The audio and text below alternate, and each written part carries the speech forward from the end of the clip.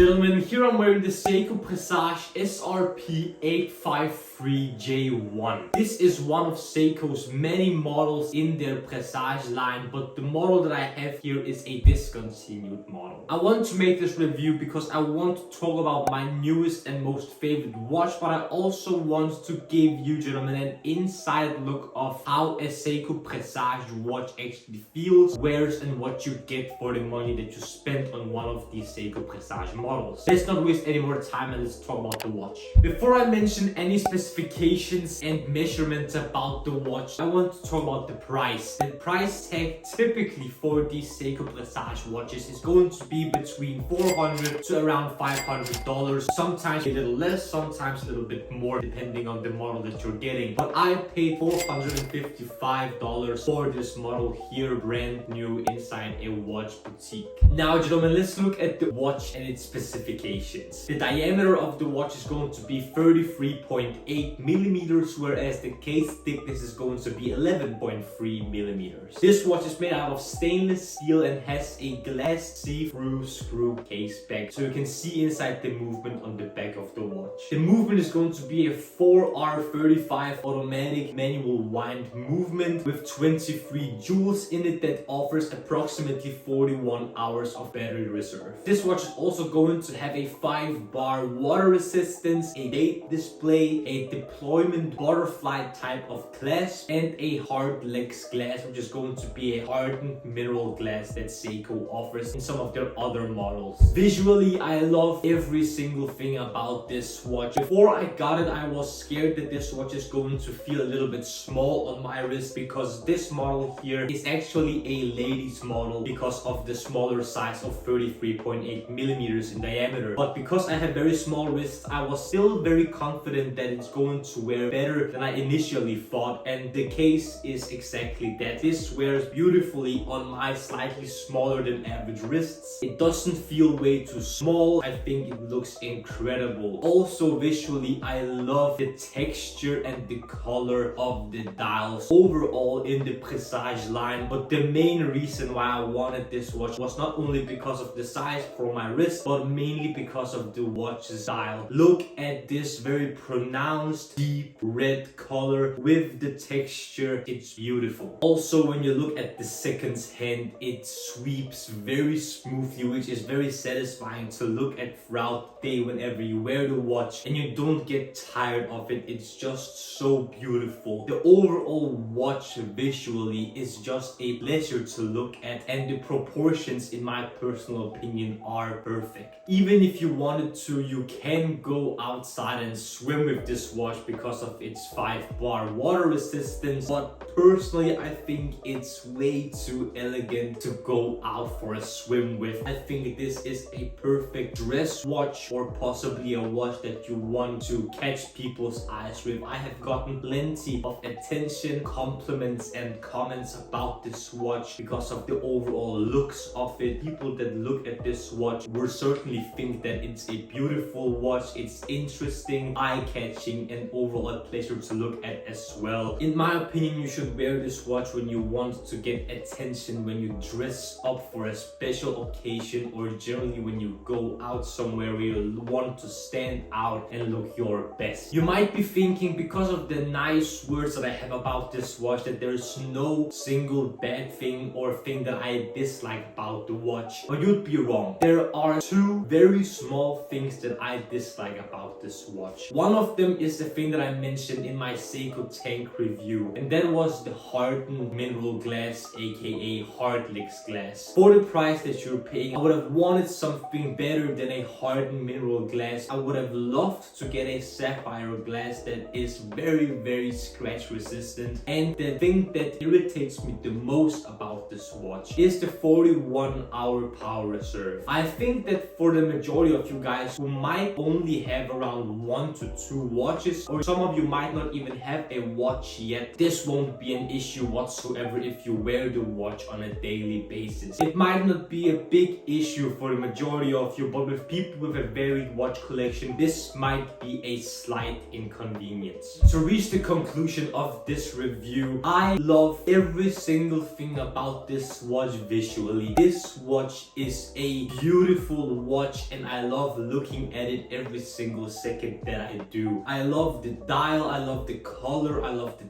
texture, I love the polish of the overall watch and the watch case. I love the crown and the sound that it makes whenever you make it spin, when you wind it.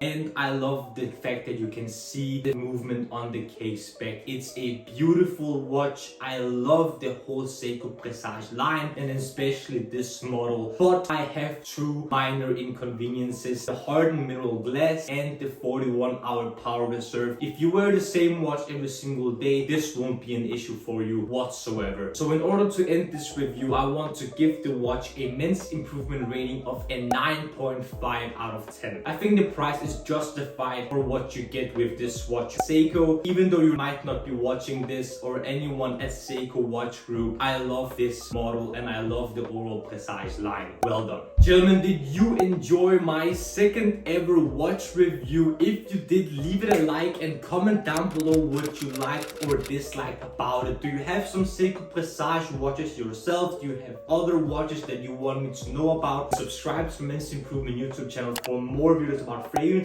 grooming, style, fashion, skincare, fitness, watches, everything that will make you, gentlemen, the best possible versions of yourselves. The last few things that I want to ask you, gentlemen, is to smile more because it's free, and I want you to watch these two videos right here. This one here below is going to be my latest upload, whereas this one up here is going to be a video that the YouTube algorithm thinks you will enjoy.